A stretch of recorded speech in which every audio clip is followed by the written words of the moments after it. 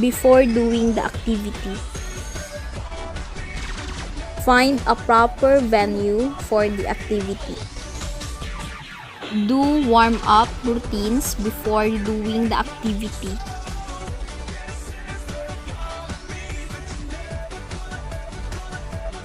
Rehydrate by drinking enough water even when you are not thirsty.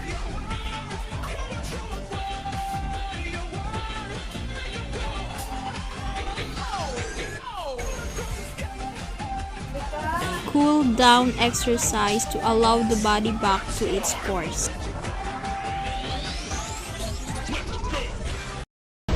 3, 2, 1.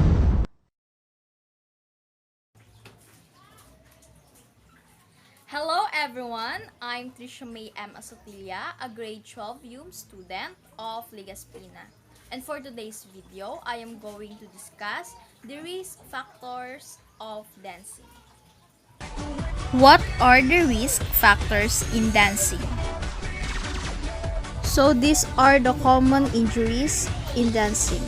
First is the sprains and strains, where muscles and ligaments are overstretched or twisted. Second, impact injuries, such as bruises caused by falling over, bumping into another dancer, or tripping over props.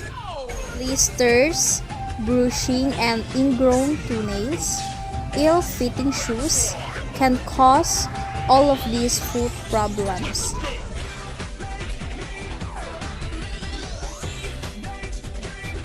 Activity 1. Common acute dance-related injuries. 5 types of injury. First is the hip injuries. This is often due to the much exercise. This condition can be very painful but is usually heals within a few days. Second is the foot and ankle injuries, caused by single events like a sports injury, or can develop over time from repetitive motion or overuse. Next is the knee injuries, caused by twisting or bending force applied to the knee, or a direct blow such as from sports, falls, or accidents. Next is stress fractures, caused by repetitive force, often from overuse, such as repeatedly jumping up and down or running long distance. Lastly is the arthritis in the knee, hip, ankle, and foot. Cause is normal wear and tear causes OA, one of the most common forms of arthritis. An infection or injury to the joint can exacerbate this natural breakdown of cartilage tissues. Activity 2.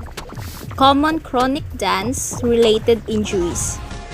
5 types of injuries.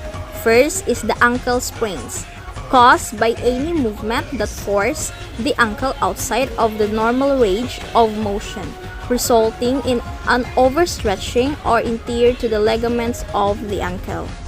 Second is Achilles tendonitis. Active during relief and pointing the foot, this overuse injury is quite common in dancers, especially those utilizing improper technique or participating in excessive training. Next is trigger toe, another overuse injury that causes inflammation and damage to muscle that is active during pointing the big toe.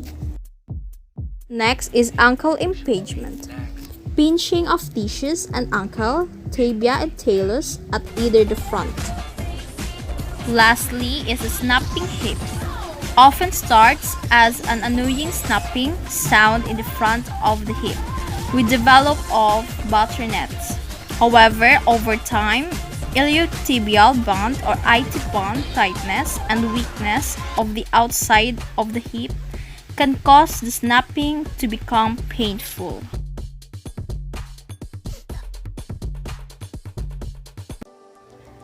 To prevent this kind of injuries, we should eat well and stay hydrated before, during, after class, Get enough rest and avoid overtraining. Do cross-training exercise to build strength and endurance in all parts of your body. Then always wear proper shoes and attire. Next is always warm up before training or performances. Lastly, lead a healthy lifestyle and get to know your body.